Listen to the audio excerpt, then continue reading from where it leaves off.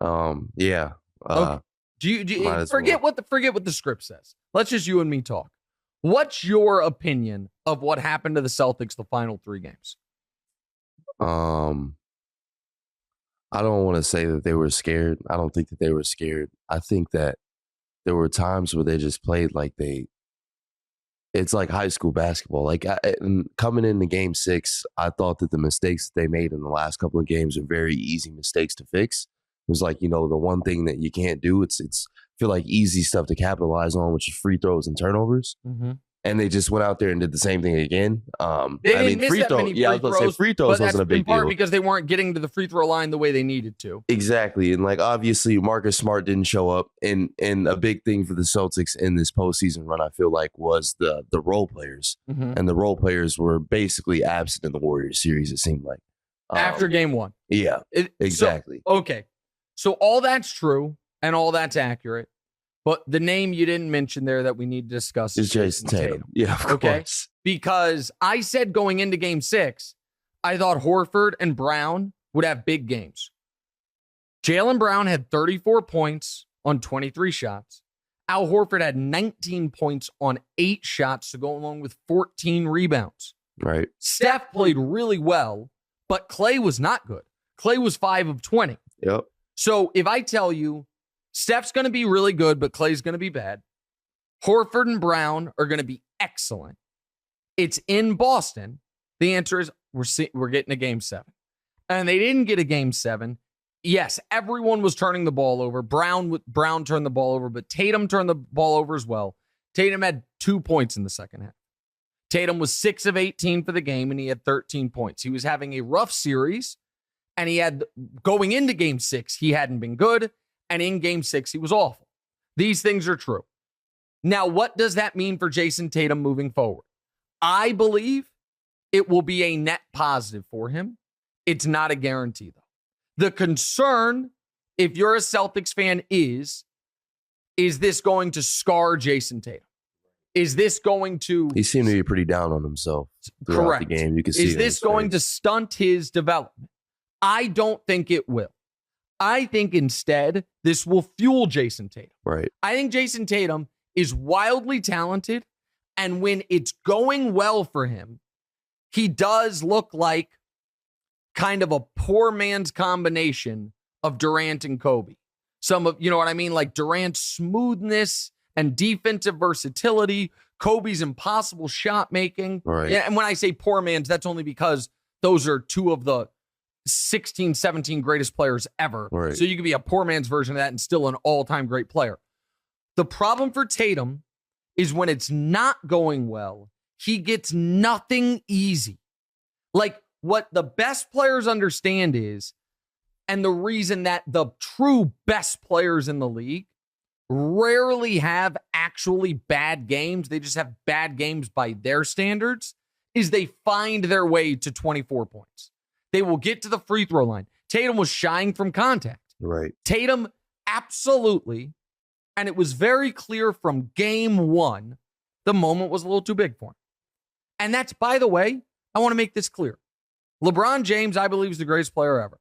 LeBron James, in his first finals, the moment wasn't too big for him. He averaged almost identical to Tatum's stat line, including shooting percentage this series. Now, LeBron was 22. They were playing a Spurs team that is better than this Warriors team, but still wasn't great.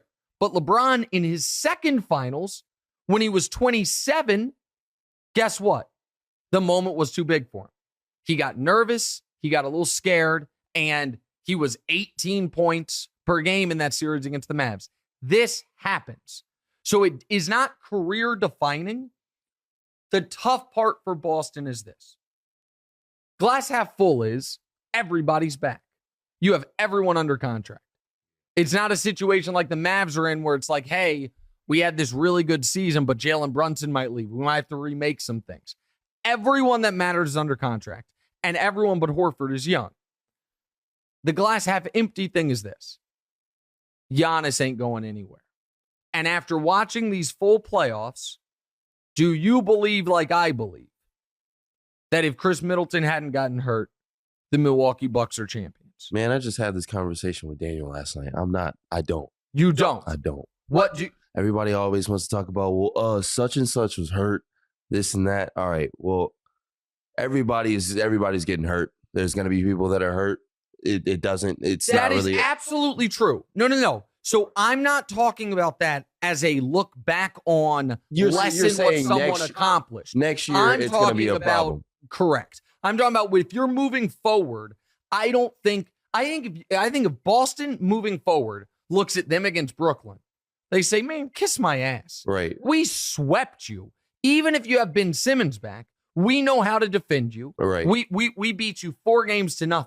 You look at Milwaukee. I think you look at Milwaukee, it's like, all right, we were down 3-2.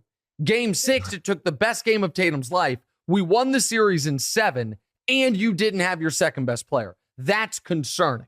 So that's where if I'm Boston, I do think Boston will be better than Brooklyn next year. I don't know what Philly's going to be. Miami is an older team, not a younger team. Boston should be a clear-cut second best team in the East. But Vegas has them as the best team in the East going into next year, and I don't believe that. I think Milwaukee is the best team in basketball. I think that I don't know if the Bucks are like, they average kind of like middle-aged. They're not like super young, but they're also not old. No, right? Exactly right. So, no, it's kind of perfect. Guys are like in the prime of their career. Right. Yep. So I think between now and then, I think that with the Celtics just going to the finals, they know exactly what they have to work on. And I think the development from now until the next time that they possibly see the Bucks or whoever it may be, that they will be ready for that. Well, that's the hope, right? The hope is exactly that.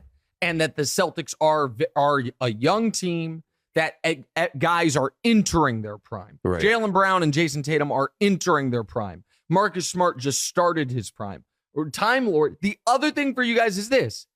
Time Lord's got to get healthy. Right. Like Time Lord, Robert Williams, who's been your guy for some time. Huge factor. Huge factor when he was able to be out there. And he was not able to be out there as often or as long as you would have wanted. Right. So, and I thought Udoka, who's been excellent, made some real mistakes last night as far as playing White and Williams was working. And Pritchard early. He needed to go into last night's game. And I understand the thought process is this. We have to win twice. So if playing Brown and Tatum 46 minutes each leaves us with no chance to win game 7, then what did we accomplish? I would argue that's the wrong thought process. The wrong thought process is to win now. You must get to game 7 by any means necessary, and then who the hell knows what happens? Right. Who knows if somebody tightens up on the other team, if all of a sudden Grant Williams has this amazing shooting night like he did in game 7 against Milwaukee. And I thought early in the game when you guys were rolling, going to the bench and letting the Warriors immediately take back control, that's something that, listen, Udoka's a rookie coach. It's something, though, that I believe will give him sleepless nights over the summer.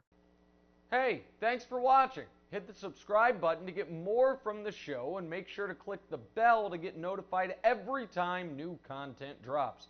Check out full episodes of What's Right wherever you get your podcasts, or just click the link in the description below.